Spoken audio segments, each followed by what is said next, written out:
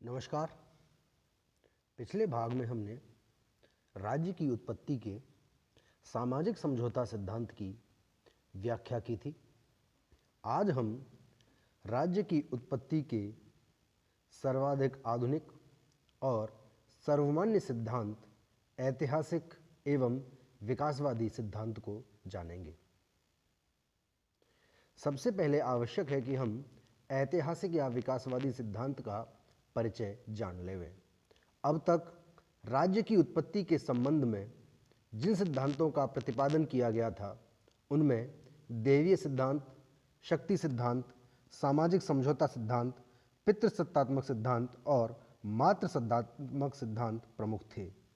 लेकिन राज्य की उत्पत्ति की व्याख्या के रूप में उपरोक्त में से किसी भी सिद्धांत को स्वीकार नहीं किया गया, क्योंकि देवीय, शक्ति और समझौता सिद्धांत में एक बात समान रूप से पाई गई कि राज्य का एक विशेष समय पर निर्माण किया गया, किंतु वास्तव में राज्य का निर्माण नहीं किया गया था। यह निरंतर विकास का परिणाम था।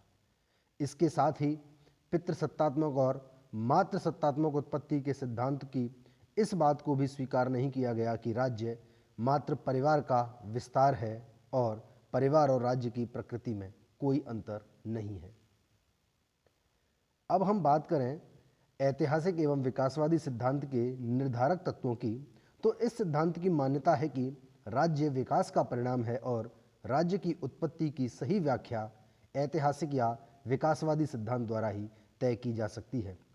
इस सिद्धांत के अनुसार राज्य का विकास एक लंबे समय से चला आ रहा है और आदिकालीन समाज से क्रमिक विकास करते करते इसने वर्तमान राष्ट्र राज्य के स्वरूप को प्रदान किया है।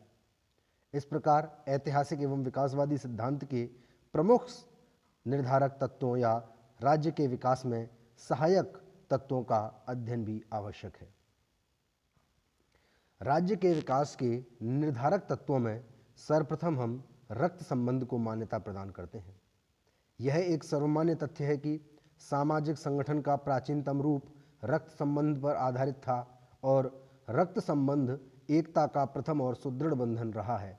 प्रारंभिक समय में जो बात उन्हें पास लाती थी और एक दल के रूप में संगठित होने के लिए प्रेरित करती थी, वह सामान्य उत्पत्ति में विश्वास ही था और परिवार का चिंतन तथा निकटतम रक्त संबंध की इकाई था। यद्यपि यह प्रश्न विवादास्पद है कि कबीला, कुल या परिवार में पहले कौन अस्तित्व में आया, लेकिन इसे अस्वीकार नहीं किया जा सकता कि परिवार के स्पष्ट व्यक्ति नियंत्रण के आधार पर ही राज्य की स्थापना हुई होगी। राज्य के विकास का अगला निर्धारक तत्व है मनुष्य की स्वाभाविक सामाजिक प्रवृत्ति। मनुष्य स्वभाव से ही एक सामाजिक और राजनीतिक प्राणी है और समूह में रहने की मनुष्य की प्रवृत्ति ने राज्य को जन्म दिया है। समाज में साथ रहते हुए जब विभिन्न व्यक्तियों के स्वभाव और स्वार्थगत भेदों के कारण विभिन्न प्रकार के विवाद उत्पन्न हुए, तो इन विवादों को दूर करने के लिए एक संप्रभुता संपन्न राजनीतिक संस्था की आवश्यकता समझी गई और राज्य का उदय हुआ। इस प्रकार राज्य को बहुत अधिक सीमा तक मनुष्य की स्वाभाविक सामाजिक प्रवृत्तियों का परिणाम कहा जा सकता है। राज्य के विकास का अगला निर्धारक तत्व है धर्म। रक्त संबंध की भांति धर्म भी राज्य की स्थापना में महत्वपूर्ण रूप से योगदानकारी है। राज्य के विकास कार्य में रक्त संबंध और धर्म परस्पर घनिष्ठ रूप से संबंधित रहे हैं। वस्तुतः प्रारंभिक समाज में रक्त संबंध और धर्म एक ही वस्तु के दो पहलू थे और दोनों परिवार तथा कबीलों को परस्पर जोड़ने का कार्य साथ साथ करते थे। प्रारंभिक समाज में धर्म के दो रूप प्रचलित थे, पितृ पूजा और प्राकृतिक शक्तियों की पूजा। व्यक्ति अपने परिवार के वृद्ध व्यक्तियों की मौत हो जाने पर भी उनके प्रति बहुत श्रद्धा रखते थे और उनका विचार था कि शरीर के नष्ट हो जाने पर भी आत्मा नष्ट नहीं होती है। अतः इस आत्मा को प्रसन्न करने के लिए उन्होंने पितृ पूजा प्रारंभ कर दी। धर्म के इस बहुप्रचलित रूप ने परिवारों को एकता के सूत्र में बांधा। जो एक ही वंश या रक्त से संबंधित होते थे, उनके कुल देवता भी एक हुए, जो अधिकतर उनके पुरखे होते थे। उस समय धर्म का एक दूसरा प्रचलित रूप प्राकृतिक शक्तियों की पूजा थी। ऐसी अवस्था में जबकि बुद्धि का विकास नहीं हुआ था और व्यक्ति प्राकृतिक परिवर्तन को समझने में असमर्थ थे।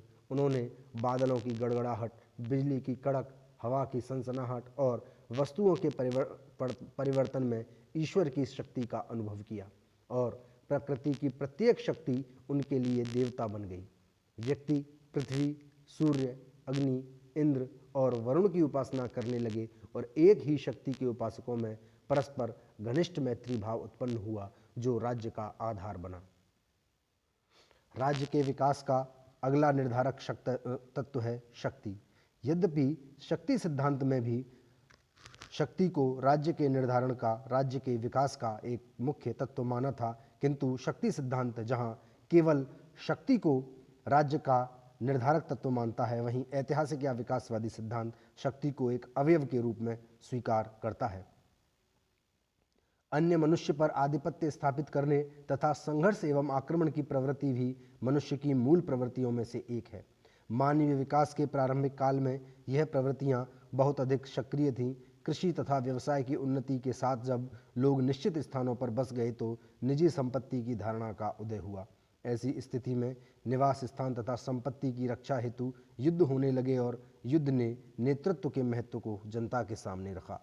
लोग सुरक्षा प्रदान करने की क्षमता रखने वाले शक्तिशाली व्यक्ति का नेतृत्व स्वीकार करने लगे। इस नेता की अधीनता में एक कबीला दूसरे कबीले पर आधिपत्य जमाने की चेष्टा में संलग्न रहा और संघर्ष की इस प्रक्रिया में विजयी कबीले का सैनिक सरदार राजा बन बैठा। बलपूर्वक शक्ति ने संप्रभुता का रूप धारण किया और शासक के प्रति भक्ति तथा निष्ठा की भावना का जन्म हुआ। इस प्रकार युद्ध से राज्य की उत्पत्ति हुई। आर्थिक गतिविधियां भी राज्य के विकास में सहायक तत्व रहीं।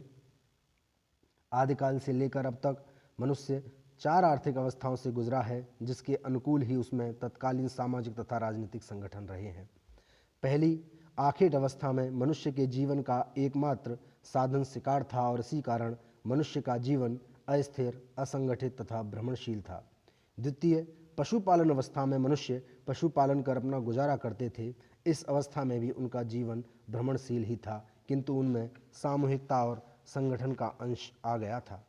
तृतीय कृषि अवस्था में जीवन का आधार कृषि पर हो जाने के कारण मनुष्य एक निश्चित इकाई या निश्चित स्थान पर स्थायी रूप से रहने लगे, जिससे निजी संपत्ति का उदय हुआ।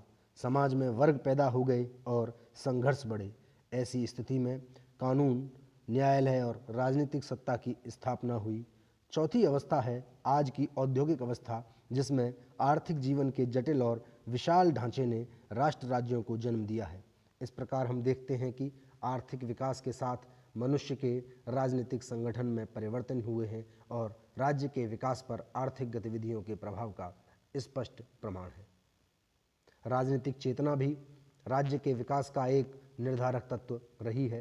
राजनीतिक चिंतन का तात्पर्य उन उद्देश्यों की प्राप्ति के लिए चेतना है जिनके हेतु राज्य की स्थापना की जाती है।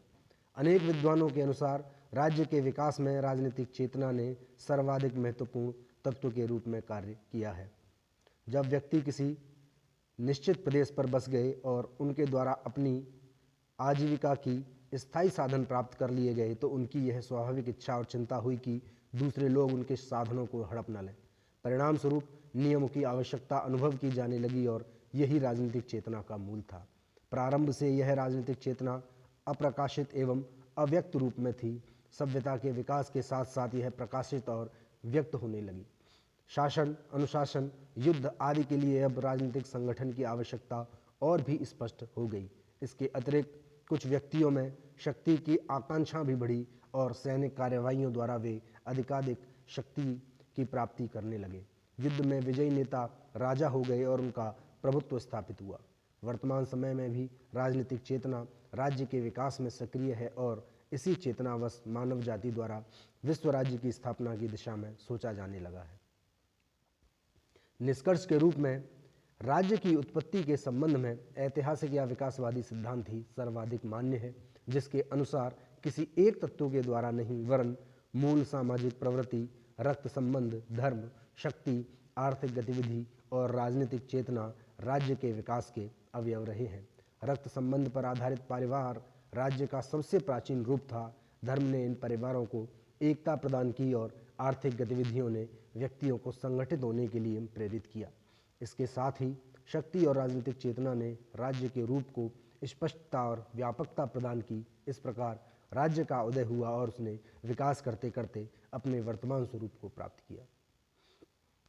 इस प्रकार आज हमने राज्य की उत्पत्ति के संबंध में ऐतिहासिक और विकासवादी सिद्धांत को समझा और राज्य की उत्पत्ति के संबंध में जितने भी सिद्धांत राजनीति विज्ञान के अंतर्गत पढ़े जाते हैं उन सब का हमने अध्ययन किया है। अगले भाग में हम राज्य के कार्यक्षेत्र और राज्य की व्यवस्था के संबंध में जानकारी लेकर प्रस्तुत होंगे। धन्यवाद।